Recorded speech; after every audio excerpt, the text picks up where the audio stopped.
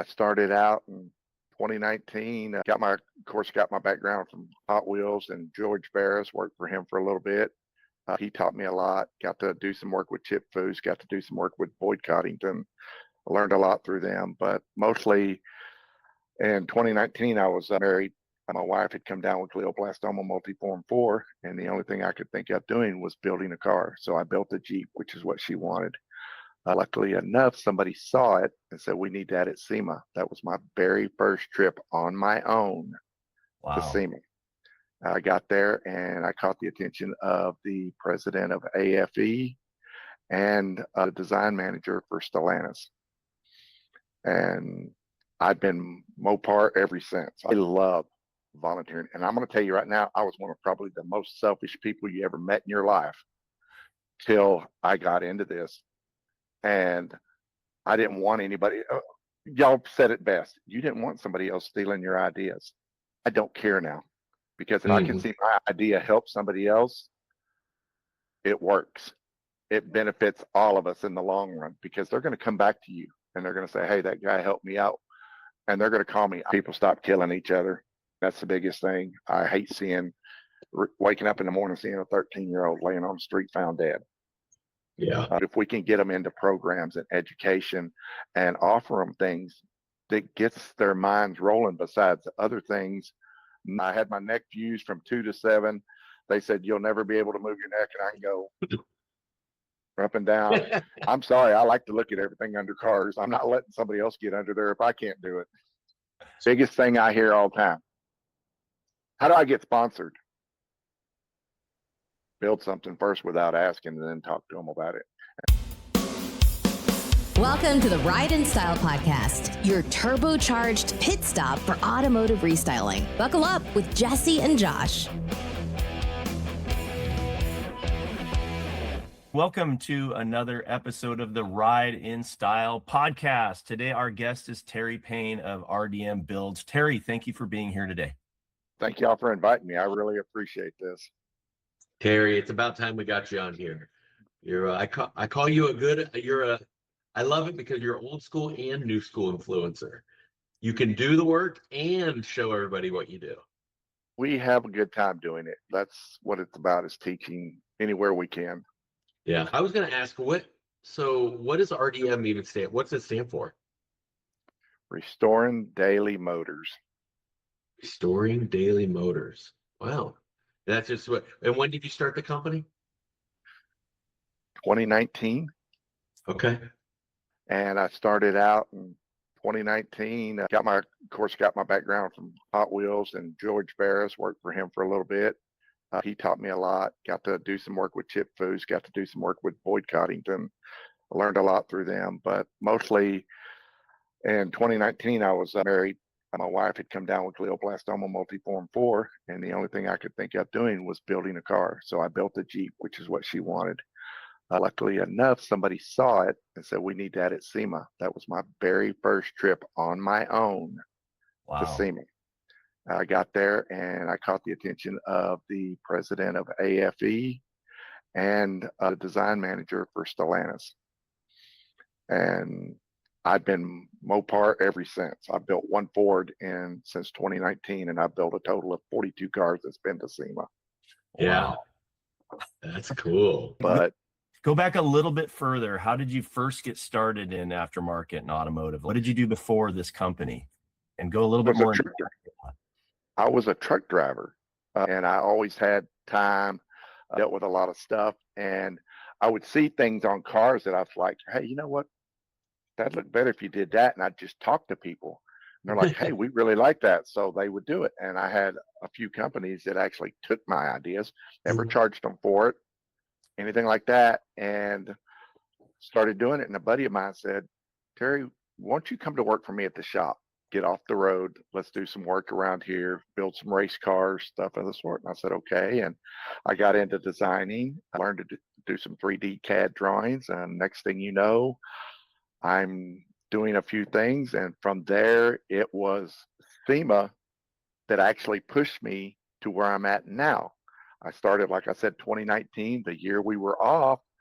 We didn't get to show anything. The very next year, I come back And in 2023, or 22, I was very fortunate enough to be selected for the Pro Cup Challenge. I built a Jeep. I really didn't understand it, and I was really intimidated. And I built a Jeep Gladiator, and I went a little above and beyond, but I kept it under the budget. And it did not win, but it did win. I built 7 other of the same exact packages for a dealership, and it was the most displayed vehicle from Pro Cup Challenge that whole year in SEMA, using them in magazines, using them in brochures, advertisements. They used that black Gladiator everywhere. Yeah. So it really brought up a lot of attention, and it was people like Kobe. It was people like Josh, and my cheerleader, Hannah and Chelsea. There you go. Yep. I think, Terry, I think I have a picture. We have a picture of that. I'm going to show real quick right here. I think this is it. Isn't there this? It is. That's it. Yeah. And this is we had this on the SEMAPCC.com website. It's a beautiful, good job on that build. That's pretty cool. It's so funny because when you get into the SEMA era and you're going into these things, you're up against guys that are gods in the industry, but nobody has what the Pro Cup has. And I'm sorry, I'm all for Pro Cup due to the fact I'm also with ARMA and Tora. They're great organizations, but it comes back to where we're at nowadays. You go out to high schools and teach kids, and everybody's like, we want to do this and this. And I'm like, first question, why? And because of y'all, and y'all were my guys, y'all told me I could volunteer. And I've tried to volunteer everywhere. I got picked up by the scholarship committee. I'm one of the judges that do the vetting for the scholarships. I've done it 3 years in a row. I love it. And it's just so real quick on that, just go a little bit further. Why do you like volunteering? Because some people, there's a lot of smart people in the industry. Jesse's on the select committee. I've done my volunteering and will continue to do it. But what is it that drives you personally? Why do you like to volunteer? I love it because I feel a part of something. Not only that, it's something that I think it elevates you. It elevates me.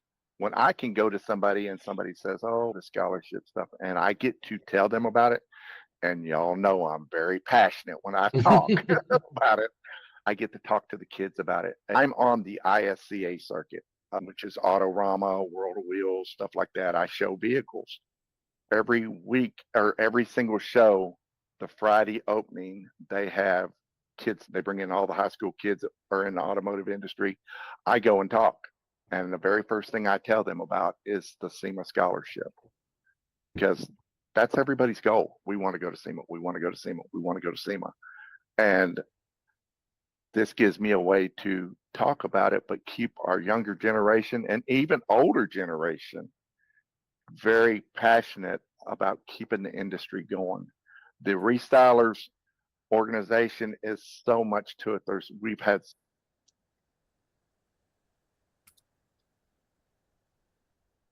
Did we lose him? Yeah, I think we lost you, Terry. We'll give him a minute. Might have to reconnect. He had a little issue earlier, and he just had to reconnect, and it was fine. So hopefully we'll get him back.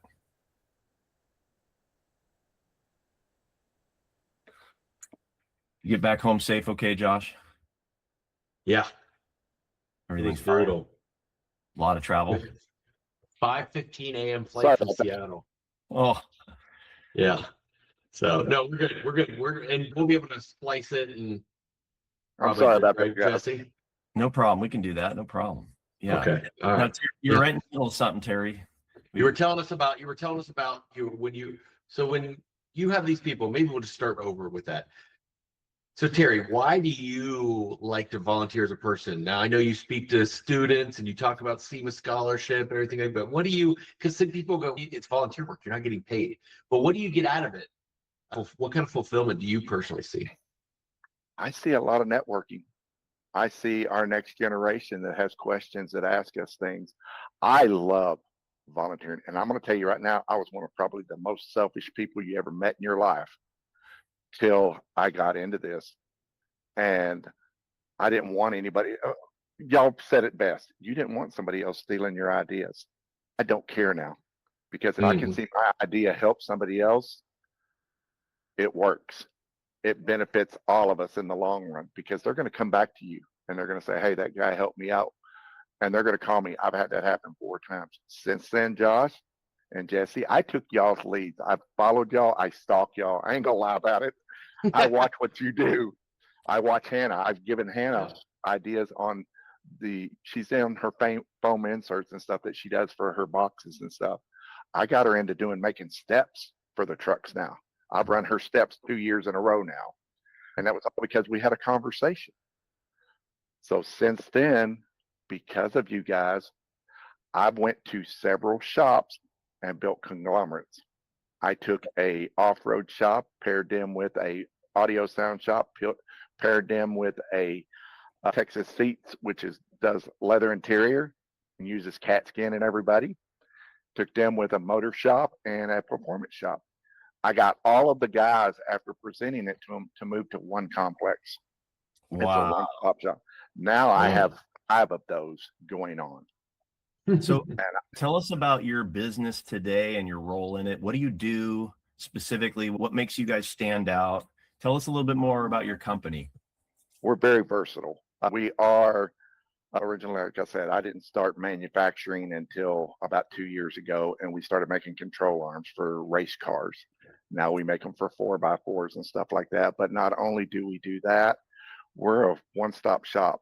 We also, besides just manufacturing, we do the restyling, we do the painting, we do the seats, we do anything you need done on your car, we can do at our shops, because we're all in the same area. We are all linked. We don't care who it is. I'm not out to make $1 million. Okay. I'm out to watch our company grow and our industry stay there.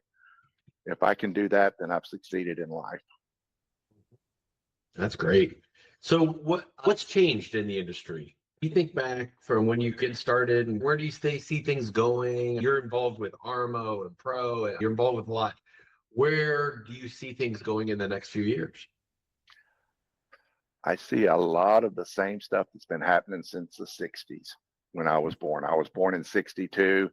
I remember at 7 and 8 years old, everybody griping about the gas prices and about it. We didn't have emissions back then, somewhat. And I hear that all the time. Now we're into electric vehicles. It's nothing. I see a lot of fighting still going on for this, because everybody's passionate about a certain area. You've got our old timers. Nothing's going to beat a gasoline engine. You've got our new guys, the kids. I've got more torque and outrun you with an electric vehicle. Okay, you can for a certain amount of distance. Yeah. But eventually it's going to run out of a charge. I see it growing. I see a lot of the safety industry getting more and more involved. But I also am very sad that a lot of our generation has lost its way. We have a lot of the kids that used to, everybody would come together and work together. Now you have divisions in it. So I'm hoping that there's going to be a shakeup somewhere. And so everybody's going to come back together like it used to be. People stop killing each other. That's the biggest thing. I hate waking up in the morning, seeing a 13-year-old laying on the street found dead. Yeah. If we can get them into programs and education and offer them things that gets their minds rolling besides other things. No, is it a fast dollar? No, it's not. But are you willing to put the work forward? Then we won. Yeah. It's good. It's so true. So true. You guys are amazing. Y'all great role models. I get to follow you guys. I get to follow Kobe. I get to follow Chelsea. I get to follow Hannah. It's not just one certain person. You guys are leaders in our industry, and y'all are setting the standards for us. And if I can follow in y'all's steps and encourage others to do the same thing, it's a win-win full circle.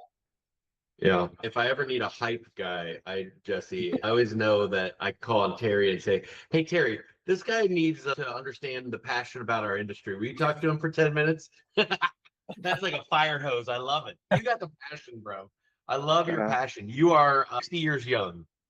I turned 64 in about 2 weeks. We're just going to round down, bro. Come on. 60 years young. I don't feel it. I feel like I'm in my 20s. I love it. I had my neck fused from 2 to 7. They said, you'll never be able to move your neck. And I can go, up and down. I'm sorry. I like to look at everything under cars. I'm not letting somebody else get under there if I can't do it. So what are you working on right now? Do you want to SEMA cars or normal cars? Let's go with something like, let's go with SEMA. There's a lot of our people are on SEMA. Normal cars, they're not going to get to see except on your social media. But what about SEMA? What do we might be able to see this coming year? I have a 10x40 booth Yep. pick next week. I've got a 1934 Ford Coupe that we just finished. We're putting the leather interior in it right now. Along with that, I'm bringing East versus West and old versus new. I also got a 2019 Mustang V6 twin turbo, 900 horses at the wheel with a Scirocco body kit. That's going to be in the booth. Outside, I've got 3 Chargers, 3 Challengers, 4 off-road vehicles, a total of 15 cars we're bringing. Wow. And then personal, I got a 1984 El Camino that we're doing right now. That's my car. That's pro. Is it white? No, it is Diablo red with gold flake. We just did 17 coats of paint on it, did 10 coats of Sick and Clear, and we just shot the new, last year they come out with a spray PPF. Yeah. The liquid PPF. Yeah, it's got 6 coats of PPF on it. It looks like you can swim in it. You have a pretty high transportation bill to get to the show with all these vehicles. Actually, we do all the work on these vehicles, and we make sure that as we're doing it, we're a team. It's not one person. It's not me. When I build a vehicle for the customer, I don't sit there and say, okay, we're going to do this and this. I want them involved because I can build your car all day long, but what happens in 3 years, you don't like it. I want them involved. I want them knowing what they're wanting, what they like. I make them make the choices, and sometimes they hate me for it, but in the end, they love it. Yeah. Terry, I have a question. What's one of the biggest challenges you've faced in your career, and how'd you get through it? The biggest challenge moving from a restyler straight shop to a manufacturer. And it was from having people that I could talk to and ask questions. My pastor at church is a country cowboy, and he gives it to you plain and simple. And then asking people like Kobe certain questions. Josh, I asked you a couple questions back when you were running the mic upstairs, what you did. I've been able to ask Chelsea and Hannah. It's falling back on you guys. There's a lot of stuff that going from a restyler to a manufacturer, you don't understand. You think, oh, it's just easy. You just jump into it. No, you got insurance and licensing and all this other stuff. And not knowing it, coming from my background, I went to college for a year. Did I graduate? No. I graduated high school, but I also got a GED too, because I didn't think I was going to graduate high school. But going from that to where I'm at now is what drives me. My wife is my biggest cheerleader. She's a godsend. 30 years. It took me, we've been married 5 years. It took me 30 years to get her. If that tells you anything. It literally took me 30 years. Please don't call her your ongoing project. Let's not say that. I'm her ongoing project. You're her project. If I told her, what are you working on right now? She'd be like, I've got me, let me see if I can do the math here, a 1962 Terry Payne. That's exactly it. And she'll tell you, I mean, her biggest question she gets asked is, why do you let your husband do it? She goes, because he smiles. And she goes, what do you mean by that? She goes, have you seen the stuff he's created?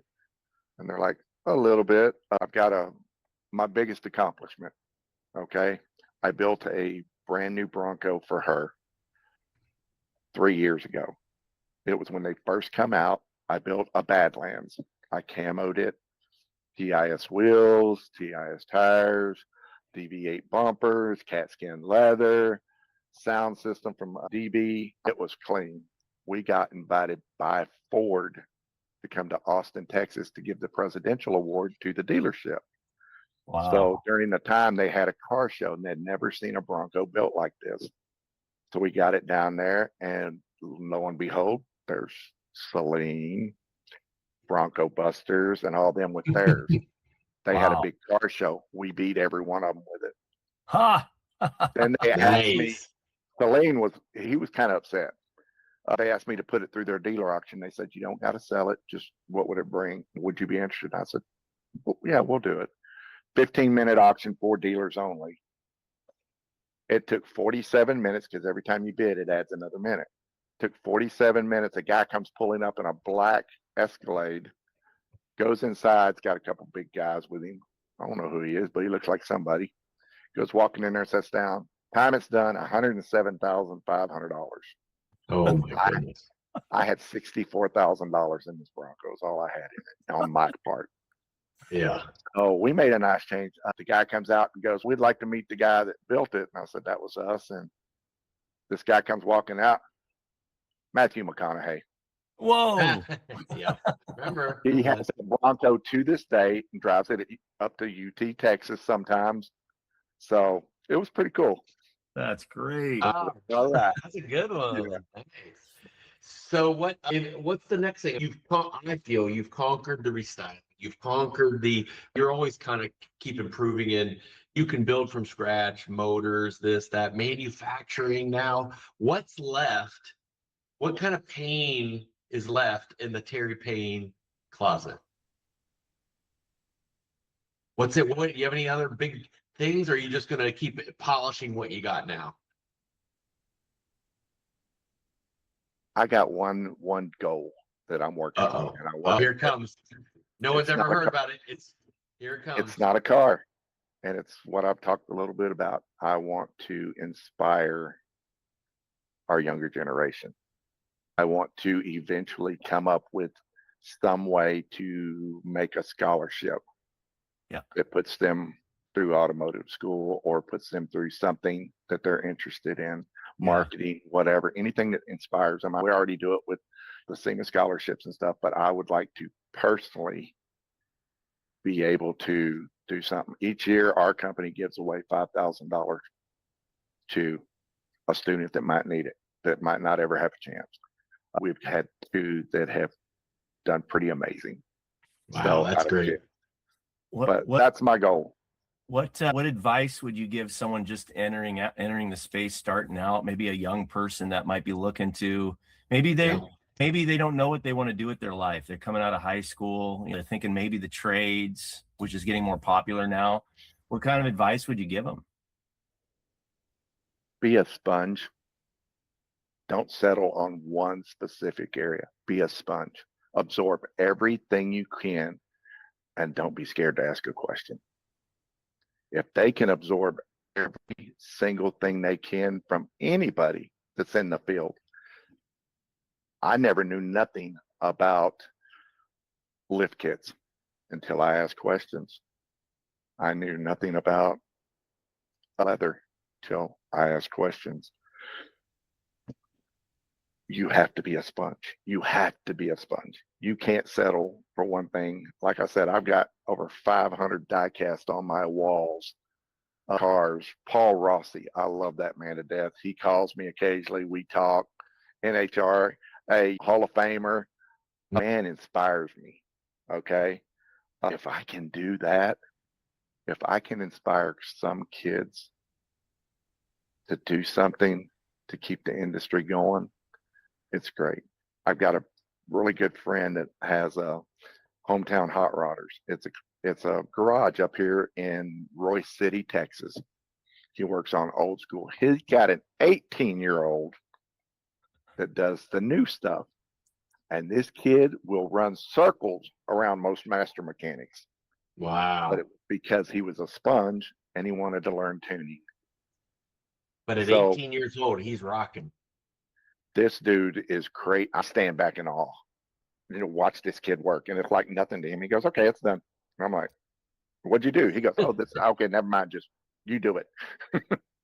Yeah, that is great. So go ahead. No, go ahead. Go ahead. So when it comes to young generation, they have a lot of options. What are the parts of our industry that you try to tell them about this? Because listen, it's still, some of it's business. There's still pluses and minuses. What are the positives that you really try to inspire? That when you're talking to young people, kind of like what Jesse was asking, but just dialing it down a little bit further. What do you tell them about that gets them excited, do you think? That anything they can think of will happen if they want it to. And then they say, what do you mean by that? We don't have all this money. You ain't got to have all this money. But if you're willing to get out there and work, save up your money a little bit and do it. And another thing is, you ain't got to build your car in 24 hours. Yeah. It took me 5 years to build my first car. And I told them that. I said, did I drive a piece of junk? It looked like the Titanic. It had bumps and bruises everywhere. But 5 years later, it turned into a trophy winner. Yeah. And that's what I try to inspire them with, is that don't get in a race. Yeah, everybody wants to have a cool car. Everybody wants to have this and everybody wants that. Biggest thing I hear all the time. How do I get sponsored? Build something first without asking, and then talk to them about it. And then explain to them why you use their parts without asking them for help. Yeah. Yeah. That's the biggest thing is, oh, I got friends that get sponsored. I got friends that get, oh, I got a YouTube channel. Okay, great. Are you doing the work or is somebody else doing the work? Yeah. Plain and simple. No shortcuts. No Yeah, shortcuts, people. No shortcuts. What's your favorite, past and present or future, I guess? Is it your favorite build? Is it that Bronco, or was it the Gladiator, or is it something else? What's your favorite? No. Actually, you saw it. Remember my TRX that was dedicated to the military? Ooh. 1,100 horses, had all four wheels. I loved that truck. I had it for 2 years, but I've got something. Last year I brought Chaos to SEMA, my black truck with everything on it. Yeah, she's probably going to be my new favorite. We just put her on a 14-inch lift, and it's got satellite system inside of it. Matter of fact, Starlink. Yeah, it's got all that in it now. It's got that. It's got stereo system. It's got the bells, the whistles, and will make you go oof when you drive it. 700 horses on a 5.7 e-torque motor, and we're fixing to put a Whipple supercharger on it. So wow. Yeah, I got to call Steve. Well, so is that going to be outside at SEMA, or it's not going to be in your booth? It'll be outside, probably West Hall or in front of Central area. I go in front of Central with everything. Yeah. Okay. I Gotcha. like the West Hall, but a lot of people complain about how far it is to walk and everything. Yeah. If you get right in front of North Hall, Central Hall, down through there, you're good. You're good. Can I ask y'all a question? You're always asking us a question. What inspires you now, Josh? Jesse, he tells me to get on podcasts and talk to people, and I'm like, listen, I'm busy. But he goes, Josh, you can't stop giving. Yeah. No, I love that. I'm not a big car guy like you guys, and that's no secret. Everybody knows that. But I love the excitement that I see when I talk to you. I love when I see people, when I take them out to SEMA for the first time, employees or friends and people in the industry, that they light up and they go, I can't believe this is amazing, awesome. That's what gets me so excited. And or when we figure something out, when we accomplish something that, like you said, we never thought we would have, and all of a sudden, boom, we did it. I like the next challenge. So as soon as I get to the top of one mountain, I'm like, all right, I start looking around, what's the next highest one? Let's go. So what about you, Jesse? For me, I've always been a big fan of small business. My parents were. I've been a small business owner my whole life, entrepreneurial. And then as I've learned more about this specific industry, I've gotten really inspired by how creative it is. And the people in it are unique. I've been in a lot of different circles, but the people in this are passionate, not just about the work, but also the other people in it. And I love that. And then the other thing I agree with you too, Terry, the youth. I have a son that's about to graduate high school right now. He has a lot of friends. I see a lot of them wandering around and not really having direction yet. And the economy's changing so fast. We don't know if AI is going to replace like all these jobs and stuff. And there's a need now. When I was growing up, if you didn't go to college, you were considered a loser, right? That was just pressure. Yeah. And only the kids that couldn't make it would go into the trades. It's the opposite now. These kids go into the trades and there's a demand and there's a job and they're making good money, even in apprenticeship programs. And whereas all these kids that went to school for coding, AI has replaced them all. And it's just a different world. And I also feel like that's a good thing in the way that we can inspire them to, hey, look at all these opportunities there are. There's no reason to be depressed and negative and stay at home playing video games and all day long. You should get out and do stuff. Work with your hands. It's okay. In fact, it might even be better. Yeah. So those are the things that kind of get me kind of going. And I'm excited about where the industry's headed too. We had a boy that his father come up to me at church Sunday and asked me, he goes, Terry, he just graduated. He's looking for a job. He's pretty good with his hands. He wants to stay in automotive. And I said, okay. So we took him to the shop. He's working at NTX All Terrain. And his first day, he was pushing a broom. And he thought, I thought I was going to get to work on cars. So we got to make sure you know how to clean up first. That's right. And the kid never had a gripe about it. Today, he's putting brakes on a Jeep. Good. And he's happy. It's little things like that. Little things. Yeah. That's great.